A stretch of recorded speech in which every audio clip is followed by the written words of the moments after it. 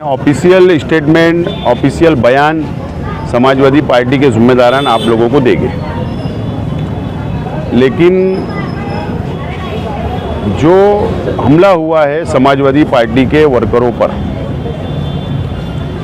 मैं उसकी मजम्मत करता हूं और कई सवालात हमारे अपने सामने हैं। अब जिन लोगों को मार लगी है समाजवादी पार्टी के जिम्मेदारान को, वर्करों को, वही असल में फिरियाद में वो बताएंगे या पुलिस की पूछताछ के अंदर वो बताएंगे कि ये वहाँ तक क्यों पहुँचे।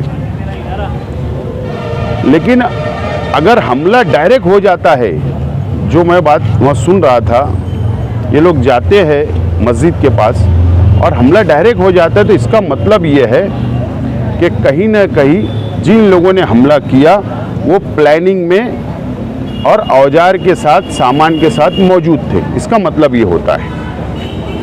लेकिन ये सियासी बयानबाजी तक महदूद रहता तो ठीक था। इधर से भी प्रेस हो रही थी, उधर से भी प्रेस कॉन्फ्रेंस हो रही थी, एक दूसरे को जवाब दिया जा रहा था। लेकिन पुलिस डिपार्टमेंट से मेरी गुजारिश है, अपील है कि प्रेस के जरिए बातचीत चल रही थी, लेकिन इसके अंदर जो शिद्दत पैदा की गई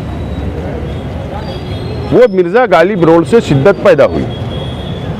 अनीस मिस्त्री जो समाजवादी पार्टी के प्रवक्ता है, उनके पोते को वो ट्यूशन क्लास से लाने के लिए गए थे और वहाँ पर भी इस तरीके से मारहान की गई, गाली गलौज की गई थी और वहाँ से इस मामले में शिद्दत आई। पुलिस ने पूरी इंक्वायरी करना चाहिए। जिन लोगों पर हमला हुआ फरहान हॉस्पिटल में एडमिट है, बहुत गहरी चोट आई है, नाजुक हालत है। अब पुलिस ने फौरी तौर पर एक्शन लेना चाहिए और कड़क से कड़क कार्रवाई करना चाहिए। बहरहाल बात शुरू कहाँ से हुई और ये जो दादागिरी है, ये जो गुंडागर्दी आज हुई, असल में खुद की इज्जत बाहर ना आ जाए, इसको छुपाने के लिए सब किया जा रहा है। लेकिन जो जैसा करेगा वो वैसा भरेगा। अगर अंधेरे में कुछ काले काम हुए तो जाहिर सी बात, अगर तुम किसी की जातियात पर बोलेगे वो भी तो सामने आएगा।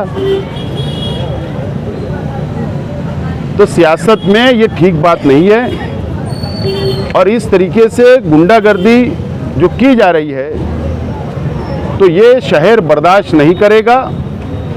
और अमन चौक जैसे इलाके के अंदर, अमन चौक और उसके इतराफ का जो इलाका है, वहाँ पर शहर के मोअज़्ज़िज़ मौलाना हनीफ अहमद मिल्ली साहब मरहूम, उनका घर है। मौलाना हुसैन अहमद मिल्ली साहब का मकान है। मौलाना अहद अज़हरी साहब का मकान है। वहाँ पर साबिक एमएलए, साबिक सदर बल्दिया मरहूम हाजी शब्बीर अहमद सेठ साहब का मकान है। और एक अच्छी बस्ती है, दीनदारों की, एजुकेटेड, पढ़े लिखे लोगों की बस्ती के अंदर इस तरीके से गुंडागर्दी करना, मैं समझता हूँ ये ठीक बात नहीं है।